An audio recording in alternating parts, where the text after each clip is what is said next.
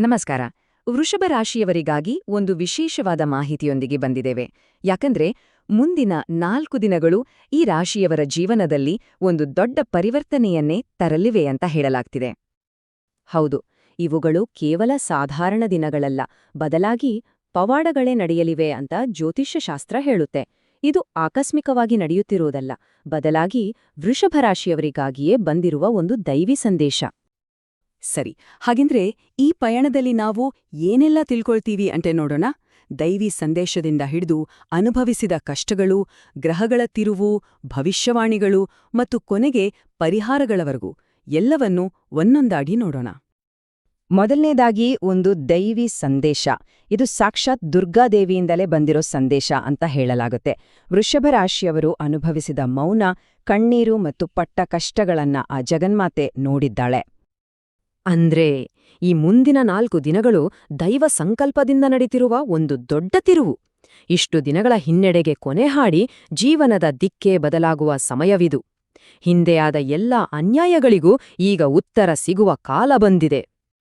ಸರಿ, ಎರಡನೇ ವಿಚಾರಕ್ಕೆ ಬರೋಣ. ಅದೇ ಮುರಿಯಲಾಗದ ವೃಷಭರಾಶಿಯ ಚೈತನ್ಯ. ಇಷ್ಟೆಲ್ಲ ಕಷ್ಟಗಳನ್ನ ಸಹಿಸ್ಕೊಳ್ಳೋಕ್ಕೆ ಬೇಕಾದ ಶಕ್ತಿ ಇವರಿಗೆ ಎಲ್ಲಿಂದ ಬಂತು? ವೃಷಭರಾಶಿಯ ಮೂಲ ಸ್ವಭಾವವನ್ನ ಅರ್ಥ ಮಾಡ್ಕೊಳ್ಳೋಣ. ನೋಡಿ, ವೃಷಭ ರಾಶಿಯವರಲ್ಲಿ 2 ಗುಣಗಳಿವೆ.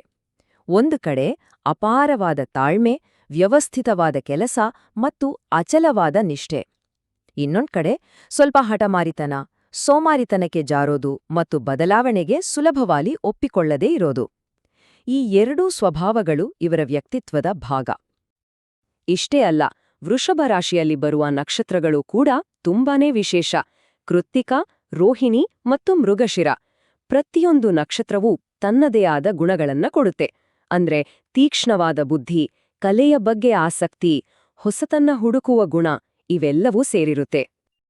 ಈಗ 3ನೇ ಭಾಗ, ಮುಳ್ಳಿನ ಹಾದಿ. ಮುಂದೆ ಸಿಗಲಿರುವ ಗೆಲುವಿನ ಮಹತ್ವ ತಿಳಿಬೇಕು ಅಂದ್ರೆ ಮೊದ್ಲು ನಡೆದು ಬಂದ ದಾರಿಯ ಕಷ್ಟಗಳನ್ನ ಒಮ್ಮೆ ನೆನ್ಪಿಸ್ಕೊಳ್ಳೇಬೇಕು. ಎಷ್ಟೋ ಜನ ಹಣಕಾಸಿನ ವಿಚಾರಕ್ಕೆ ಸ್ವಂತ ಸಂಬಂಧಿಕರಿಂದಲೇ ಅವಮಾನವನ್ನ ಅನುಭವಿಸಿರ್ತಾರೆ. ಸಹಾಯ ಮಾಡಬೇಕಾದವರೇ ಆರ್ಥಿಕ ಸ್ಥಿತಿ ನೋಡಿ ಅಳೆಯೋಕ್ ಶುರು ಮಾಡಿದಾಗ ಆಗೋ ನೋವು ಅಷ್ಟಿಷ್ಟಲ್ಲ. ಮನಸ್ಸಿನ ನೋವನ್ನ ಹೇಳ್ಕೊಳ್ಳು ಅಂತಂದ್ರೆ ಅದನ್ನ ಅರ್ಥ ಮಾಡ್ಕೊಳ್ಳಕ್ಕೆ ಯಾರೂ ಇರ್ಲಿಲ್ಲ. ಸುತ್ತಲೂ ಜನ ಇದ್ರೂ ಒಂಟಿತನ ಅನ್ನೋದು ಒಂದು ದೊಡ್ಡ ಭಾರವಾರಿ ಕಾಡಿರುತ್ತೆ. ಎಲ್ಲಕ್ಕಿಂತ ಮುಖ್ಯವಾಗಿ ಇವರ ಪ್ರಾಮಾಣಿಕತೆಯನ್ನೇ ಕೆಲವರು ಇವರ ದೌರ್ಬಲ್ಯ ಅಂತ ತಿಳ್ಕೊಂಡ್ರು. ಸತ್ಯವಾಗಿ, ನೇರವಾಗಿ ಇದ್ದಿದ್ದೇ ತಪ್ಪಾಯ್ತಾ ಅನ್ನೋ ಭಾವನೆ ಮೂಡಿರುತ್ತೆ. ಹೌದು, ತುಂಬಾನೇ ನಂಬಿದ್ದ ಜನರಿಂದಲೇ ಸಿಕ್ಕ ದ್ರೋಹ, ಅತ್ತೆಮಾವಂದಿರ ಕಡೆಯಿಂದ ಬೆಂಬಲ ಸಿಗದೇ ಇದ್ದಾಗ ಆಗುವ ಮಾನಸಿಕ ಹಿಂಸೆ ಇವೆಲ್ಲವೂ ಮನಸ್ಸಿನ ಮೇಲೆ ಆಳವಾದ ಗಾಯವನ್ನೇ ಮಾಡಿದವೆ. ಸರಿ, ಇಷ್ಟೆಲ್ಲ ಕಷ್ಟದ ನಂತರ ಈಗ ಬರ್ತಿದೆ ಒಂದು ಬ್ರಹ್ಮಾಂಡದ ತಿರುವು. ಹಾಗಿದ್ರೆ ವೃಷಭ ರಾಶಿಯವರ ಪರವಾಗಿ ಗ್ರಹಗಳ ಸ್ಥಿತಿಗತಿಗಳು ಹೇಗೆ ಬದಲಾಗುತ್ತಿವೆ ಅಂತ ನೋಡೋಣ ಬನ್ನಿ. ನೋಡಿ, ಇದು ತುಂಬಾನೇ ಇಂಟ್ರೆಸ್ಟಿಂಗ್ ಆಗಿದೆ. ಪ್ರತಿಯೊಂದು ಗ್ರಹವು ವೃಷಭ ರಾಶಿಯವರಿಗೆ ಹೇಗೆ ಸಹಾಯ ಮಾಡುತ್ತೆ ಅಂತ. ಗುರುಗ್ರಹ ಒಂದು ರಕ್ಷಾ ಕವಚದ ಹಾಗೆ ಕಾಪಾಡಿದ್ರೆ ಸಾಲದಿಂದ ಹೊರಬರೋಕೆ ದಾರಿ ತೋರ್ಸುತ್ತೆ. ಶುಕ್ರಗ್ರಹ ಧೈರ್ಯ, ಆತ್ಮವಿಶ್ವಾಸವನ್ನ ತುಂಬುತ್ತೆ. ಬುಧಗ್ರಹ ಬುದ್ಧಿವಂತಿಕೆ ಮತ್ತು ಮಾತಿನ ಚತುರತೆಯನ್ನ ಹೆಚ್ಚಿಸಿದ್ರೆ ಸೂರ್ಯನು ಸಮಾಜದಲ್ಲಿ ಗೌರವ, ಸ್ಥಾನಮಾನವನ್ನ ತಂದುಕೊಡ್ತಾನೆ. ಅಂದ್ರೆ ಈ ಗ್ರಹಗಳ ಸಂಯೋಜನೆ ಸ್ಪಷ್ಟವಾಗಿ ಒನ್ನನ್ನೇ ಹೇಳ್ತಿದೆ. ಇಷ್ಟು ದಿನ ಅನುಭವಿಸಿದ ಕಷ್ಟಗಳಿಗೆ ಅಂತ್ಯ ಹಾಡುವ ಸಮಯ ಬಂದಿದೆ. ಇನ್ನು ಮೇಲೆದ್ದು ನಿಂತು ತಮ್ಮ ಸಾಮರ್ಥ್ಯ ಏನು ಅಂತೆ ಜಗತ್ತಿಗೆ ತೋರಿಸ್ಬೇಕಾದ ಕಾಲವಿದು.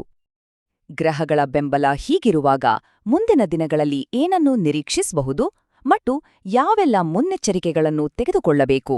ಬನ್ನಿ ಅದರ ಬಗ್ಗೆನೂ ತಿಳಿದುಕೊಳ್ಳೋಣ. ಭವಿಷ್ಯದ ಮುಖ್ಯಾಂಶಗಳನ್ನು ನೋಡೋದಾದ್ರೆ ದಾಂಪತ್ಯದಲ್ಲಿ ಬಾಂಧವ್ಯ ಗಟ್ಟಿಯಾಗುತ್ತೆ. ವಿದ್ಯಾರ್ಥಿಗಳಿಗೆ ಓದಿನಲ್ಲಿ ಯಶಸ್ಸು ಸಿಗಲಿದೆ. ಇನ್ನು ಕೆಲ್ಸದ ಜಾಗದಲ್ಲಿ ಪ್ರಶಂಸೆ, ವೃತ್ತಿಯಲ್ಲಿ ಬೆಳವಣಿಗೆಯಾಗುವ ಸಾಧ್ಯತೆಗಳಿವೆ.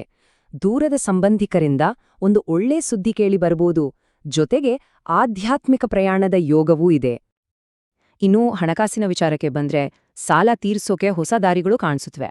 ಆದ್ರೆ ಇಲ್ಲೊಂದೇ ಎಚ್ಚರಿಕೆ ಇದೆ. ಆದಾಯ ಹೆಚ್ಚಾದ ಹಾಗೆ ಖರ್ಚು ಕೂಡ ಹೆಚ್ಚಾಗ್ಬೋದು. ಹಾಗಾಗಿ ಖರ್ಚಿನ ಮೇಲೆ ಹಿಡ್ತಾ ಇರ್ಲಿ ಮತ್ತು ಎಲ್ಲಾದ್ರೂ ಹೂಡಿಕೆ ಮಾಡೋ ಮುಂಚೆ ಒಂದ್ಸಲ ಯೋಚನೆ ಮಾಡೋದು ಬಹಳ ಮುಖ್ಯ. ಹಾಗಿದ್ರೆ ಕೊನೆಯದಾಗಿ ಈ ಪರಿವರ್ತನೆಯನ್ನ ಸ್ವಾಗತಿಸಲು ಮತ್ತು ದೈವೀ ಶಕ್ತಿಯನ್ನ ಪಡೆದುಕೊಳ್ಳಲು ಯಾವೆಲ್ಲ ಪರಿಹಾರಗಳನ್ನ ಮಾಡಿಕೊಳ್ಳಬಹುದು ಅಂತ ನೋಡೋಣ. ಮೊದಲನೇದಾಗಿ ದೃಷ್ಟಿದೋಷ ನಿವಾರಣೆಗೆ ಒಂದು ಸರಳ ಪರಿಹಾರ. 5 ಒಣಮೆಣಸಿನಕಾಯಿ, ಸ್ವಲ್ಪ ಉಪ್ಪು ಮತ್ತು ಒಂದು ಇದ್ದಿಲು ತುಂಡನ್ನ ತಗೊಳ್ಳಿ. ಅದನ್ನ ಒಂದು ಕೆಂಪು ಬಟ್ಟೆಯಲ್ಲಿ ಕಟ್ಟಿ. ಆ ಗಂಟನ್ನ ತಲೆಯ ಸುತ್ತ 3 ಬಾರಿ ತಿರುಗಿಸಿ 4 ರಸ್ತೆ ಸೇರುವ ಜಾಗದಲ್ಲಿ ಬಿಟ್ಟು ಬರಬೇಕು. ಮುಖ್ಯವಾಗಿ ಅದನ್ನ ಬಿಟ್ಟು ಬಂದ ಮೇಲೆ ಹಿಂದೆ ತಿರುಗಿ ನೋಡಬಾರದು.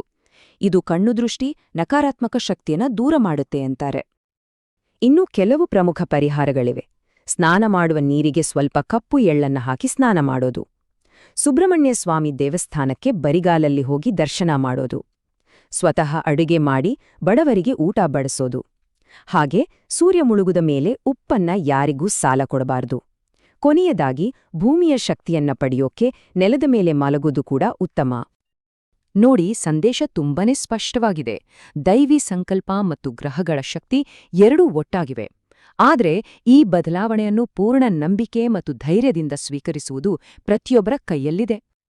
ಒಂದು ಮಾತು ನೆನಪಿರಲಿ, ಮುಂದೆ ಸಿಗುವ ಗೆಲುವು ಹಿಂದೆ ಟೀಕಿಸಿದ ಎಲ್ರಿಗೂ ಕೊಡುವ ಅತ್ಯುತ್ತಮ ಉತ್ತರವಾಗಿರುತ್ತದೆ.